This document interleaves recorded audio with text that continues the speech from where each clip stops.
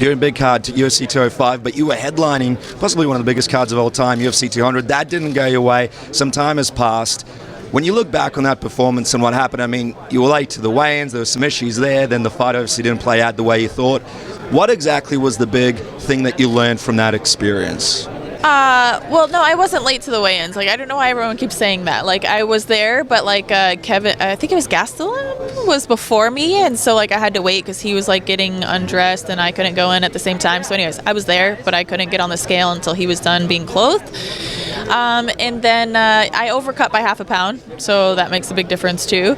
And you know, it was a little bit harder than I would have liked, but I still made the weight with, you know, within the allotted amount of time, and I came in a half a pound under, and it wasn't as big of a deal as everyone wants to dramatize it to be, but I made the weight and I'm good. And I had a thyroid condition that I wasn't aware of, so now I've got that fixed. The weight's come off very easily, and you know, I didn't know that also affects your ability to be able to sweat when your thyroid's not running at optimal capacity. So, you know, now I've got that all under control, and I'm actually sweating as we speak. So it should be a great weight cut.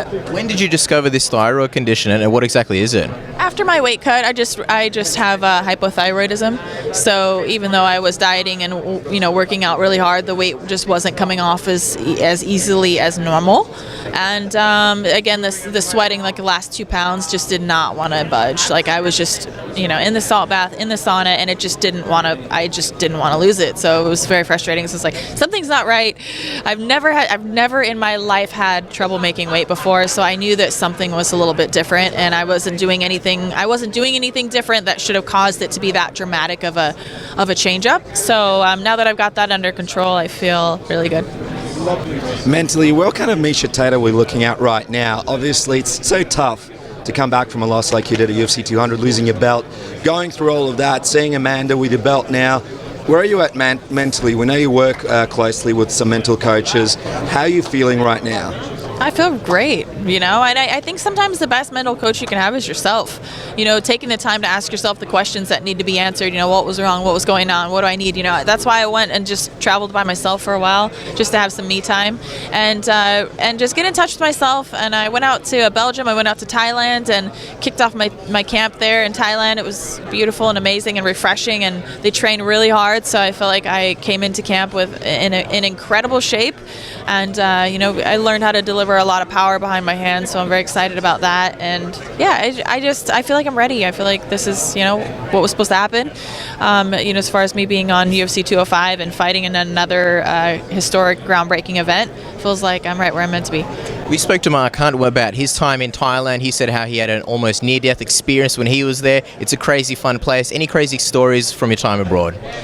Well, I was in the ocean, and I guess that one tourist had died the day before from the box jellyfish, and I didn't realize that they were so I'm like counting my lucky blessings that I didn't get caught with one of those. So that was just kind of scary. I was like, well, I'm not going in the ocean anymore. It's like a very real thing. So nothing too crazy other than that, which I'm perfectly okay with. It was just solid training and very refreshing. Miesha, do you feel that you have to just win or win spectacularly? Does it matter just getting the W regardless of how it happens, or do you think you need to entertain with this big stage being the Mecca and everybody, all eyes on 205? Well, I want to be able to go out there and have the performance of my career and be able to entertain, you know. But one thing I can say about Raquel is like she's very tough to put away, and she's very, very durable, and she's good. She's very well-rounded, you know. But I think that makes for a very exciting fight. So I want to go out there. I want to have the best performance of my career. That's what I've been visualizing. That's what I've been, you know, that's what I plan on. But there's always the plan until you get punched in the face, right? You know, or until you punch someone else in the face. Is there any difference being on this stage, not being the main event, versus being 200? Because they're both big stages, and which one's bigger in your opinion? Man, that's a good question. I would have to go with this one being bigger. Obviously, the venue and the historic, you know, event that this is in New York and all that stuff. It's going to be quite a big stage. That's a good question, though, because a lot of people are wondering what's next for Ronda Rousey if she does win at UFC 207. Do you feel like you're sort of fighting for a chance to rematch her yet again if you beat Raquel? Yeah.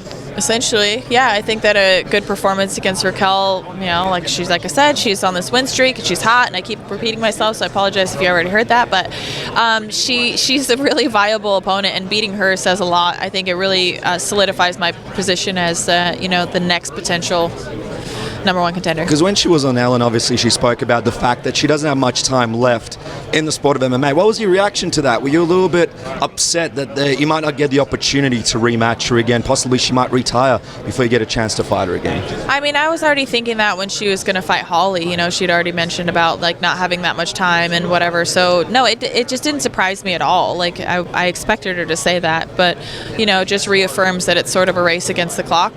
And you know, so I don't know. Like I hope that whatever happens this next fight for Rousey, that it's not her last one. And I hope, you know, obviously that I go out there and win this fight on Saturday and can put an argument together why, you know, a third fight hopefully will be in the foreseeable future.